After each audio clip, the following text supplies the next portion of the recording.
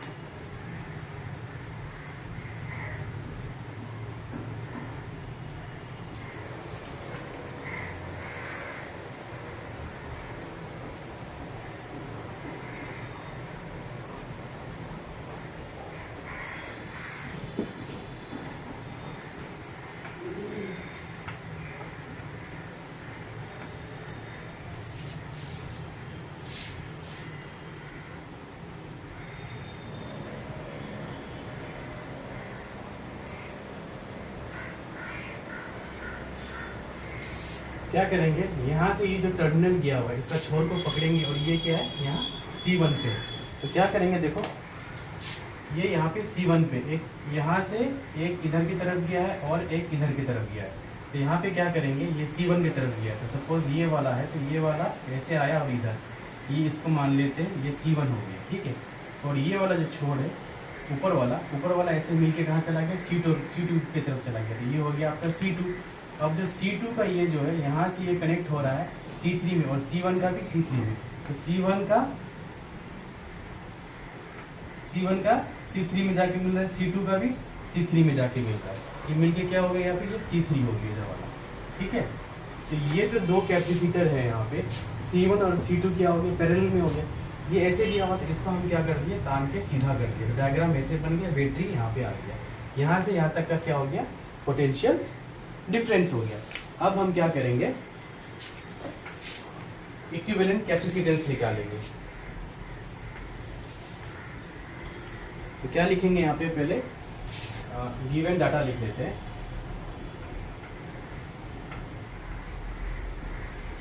Given data में क्या दिया हुआ है, C1 का वैल्यू दिया हुआ है आपका 10 माइक्रोफेरेड, C2 का वैल्यू दिया हुआ है आपका 5 माइक्रोफेरेड एंड C3 का क्या दिया हुआ है आपका 4 माइक्रोफेरेड। ठीक है, उसके बाद ये दिया हुआ है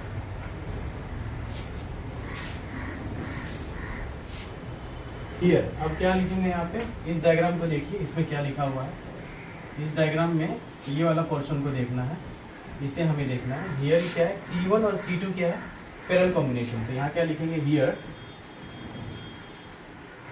C1 and C2 are in parallel, ये पैरेलल में है। सो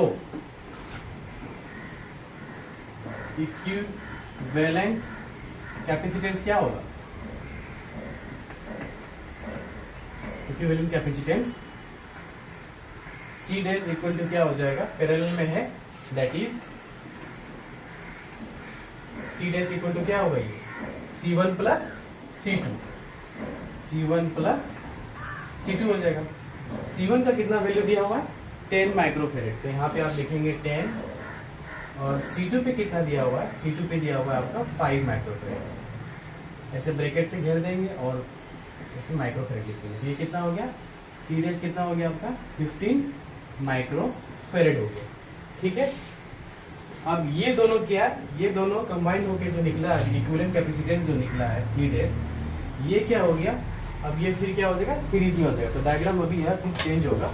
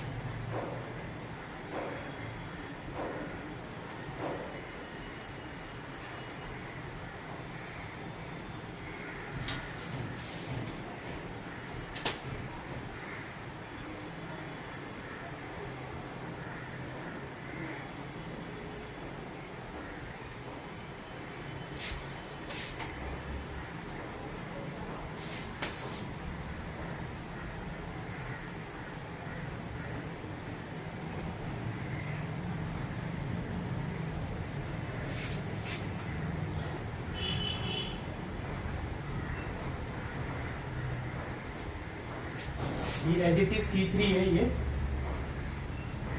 ये भी C3 रह जाएगा। और ये जो सॉल्विंग करने के बाद C1 C2 सॉल्विंग करने के बाद क्या आ जाएगा, C डैश आ जाएगा। अब आपको कैपेसिटेंस क्या दिख रहा है यहाँ पे, अब आप देख सकते हो कि C डैश और C3 क्या है, सीरीज में।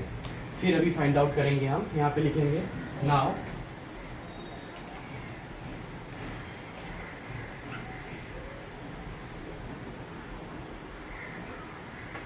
C days and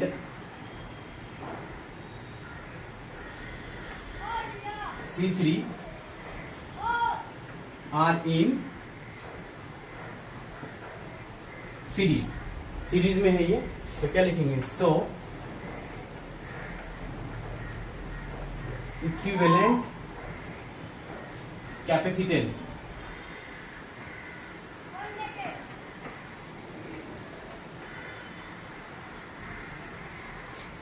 equivalent capacitance क्या होगा, 1/C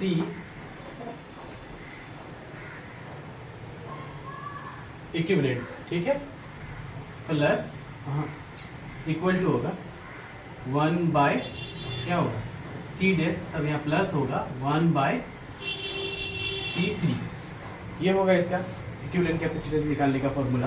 तो 1/C डैश कितना निकला आपका, 1/15 प्लस 1/C3 कितना निकला होगा, C3 दिया हुआ है ना, गिवन 4 दिया हुआ है, ठीक है। अब हम क्या करेंगे, एलसीएम कर लेंगे, ये कितना हो जाएगा 60, ठीक है, यहाँ पे 4 प्लस 15 और ये आ जाएगा 1/C इक्विवेलेंट कैपेसिटेंस, ठीक है। अब इसको सॉल्व करेंगे तो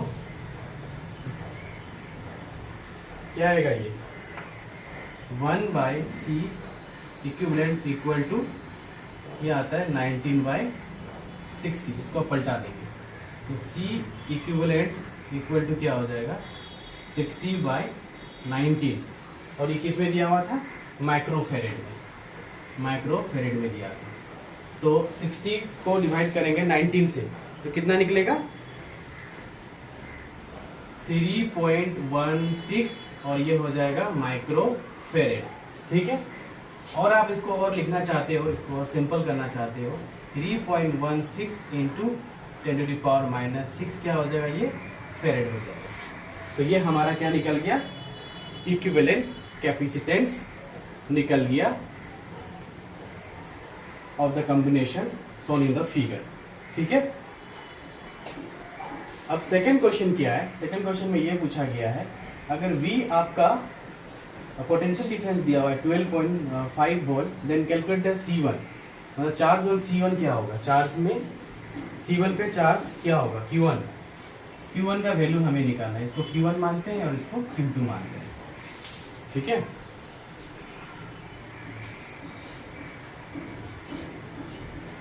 इरेज कर देते हैं इसको।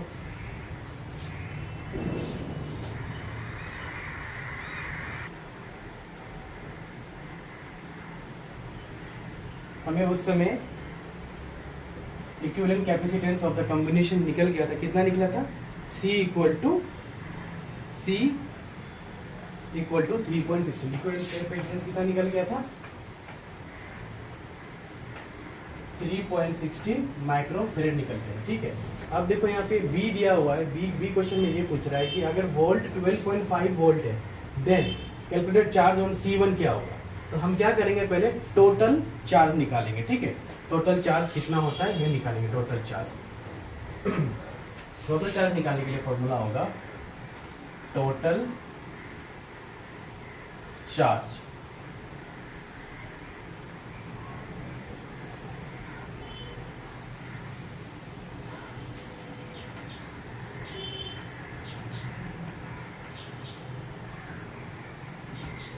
टोटल चार्ज क्या हो जाएगा, Q। कैपेसिटेंस का फॉर्मूला क्या होता है, C इक्वल टू Q/V होता है।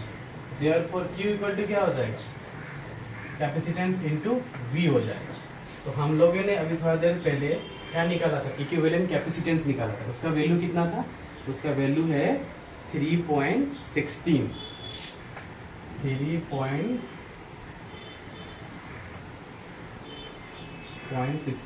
यहाँ जो C का वैल्यू डाल रहे हैं वो इक्विवेलेंट कैपेसिटेंस का वैल्यू डाल रहे हैं। ठीक है, तो टोटल हम लोग नेट जो कैपेसिटेंस निकाले यहाँ पे C डाल देंगे 3.16 इनटू V ऑलरेडी आपका दिया हुआ है, कितना दिया हुआ है, 12.5 वोल्ट, कितना दिया हुआ है, 12.5।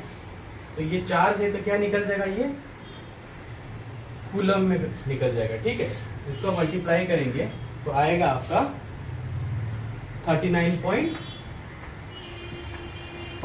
कूलम। ये आपका टोटल चार्ज निकल गया यहाँ से। ठीक है, टोटल चार्ज निकल गया। अभी क्या करेंगे, हम पोटेंशियल डिफरेंस निकालेंगे, किसके बीच में, अक्रॉस C डैश, यहाँ इसके बीच में पोटेंशियल डिफरेंस निकालेंगे। तो यहाँ पे हम लोगों ने क्या पढ़ा था, पैरेलल में क्या होता है, पैरेलल में पोटेंशियल क्या होता है आपका, पैरेलल में क्या होगा, पोटेंशियल कांस्टेंट रहता है, लेकिन चार्ज क्या होता है, डिफरेंट रहता है।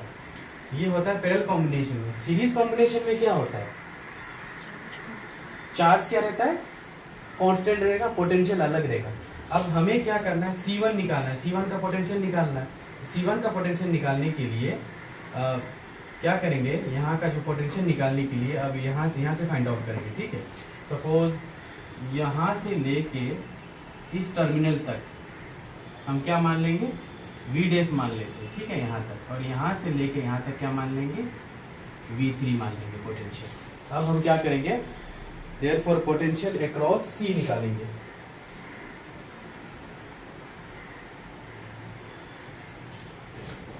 लिखेंगे now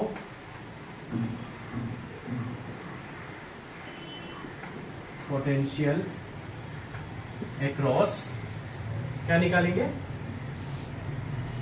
C dash.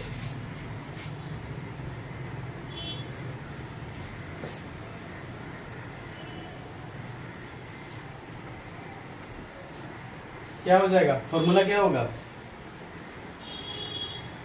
V dash equal to क्या होगा, Q बाय C डैश होगा ना। कैपेसिटेंस के फॉर्मूला के मुताबिक क्या होता है, चार्ज बाय पोटेंशियल होता है। तो पोटेंशियल निकालना है तो क्या हो जाएगा, चार्ज बाय कैपेसिटेंस हो जाएगा। तो टोटल चार्ज क्या था, टोटल चार्ज निकला था यहाँ पे 39.5 निकला था, और C डैश कितना निकला आपका, सी डेस आप लोगों ने निकाला ना उस समय में, सी डेस कितना निकला था 15 माइक्रोफेरेड निकला। यहाँ पे 15 से वो कर देंगे तो पोटेंशियल है तो किस में आएगा यूनिट वोल्ट में आएगा। तो 39.5 को डिवाइड करेंगे 15 से तो कितना आ जाएगा आपका 2.63 वोल्ट आ जाएगा, 2.63 वोल्ट। तो ये आपका वी डेस निकल गया। वी डेस मतलब यहाँ पे जो है आपका इसका जो पोटेंशियल डिफरेंस है यहाँ से लेके यहाँ तक का जो पोटेंशियल डिफरेंस है आपका ये हो गया आपका, यहाँ से यहाँ तक का जो पोटेंशियल डिफरेंस है वो क्या हो गया आपका 2.63 निकल गया। तो यहाँ में भी सेम रहेगा, ठीक है, क्योंकि पैरेलल कॉम्बिनेशन में क्या होता है पोटेंशियल सेम रहता है। तो यहाँ तक का हमको पोटेंशियल फाइंड आउट हो गया, क्योंकि यहाँ जो दिया हुआ ये यहाँ से यहाँ तक का पोटेंशियल दिया हुआ था।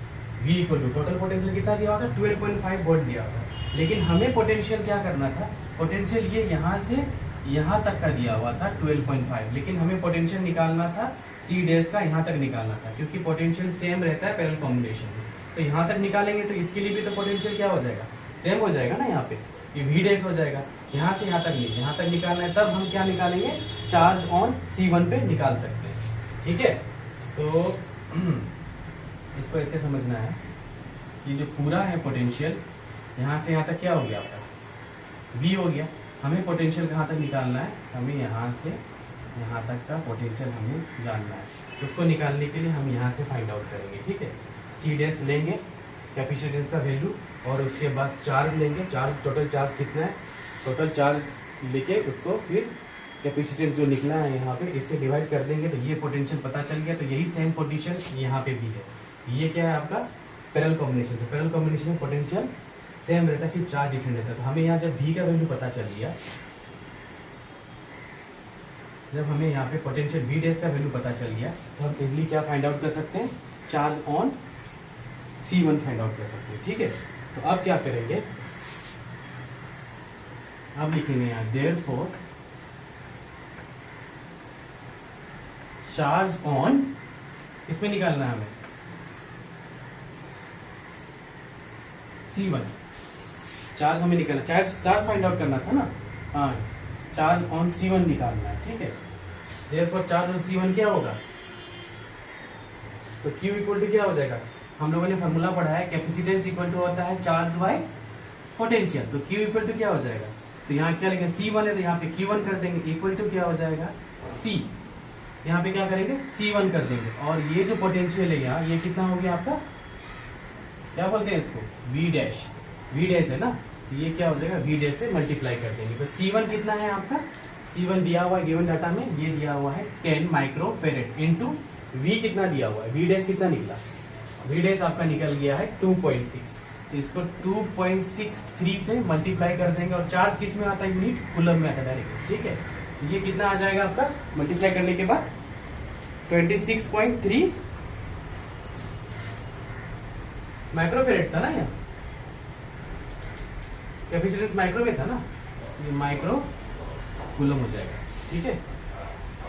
कहा गया C1 किस में दिया हुआ है, C1 माइक्रोफेरेड दिया हुआ, तो ये 10 माइक्रो तो आएगा।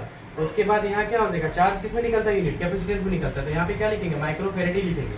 10 इंटू 2.63 को जब मल्टीप्लाई करेंगे तो कितना निकलेगा, ये निकल जाएगा आपका 26.3 और ये हो गया माइक्रो कूलम निकल गया। इसको और उसको तोड़ देंगे 26.3 इंटू 10⁻⁻ कितना हो जाएगा 6 कूलम हो जाएगा, यही होगा ना। माइक्रो का मतलब क्या होता है 10⁻⁻6 कूलम होता है, ठीक है।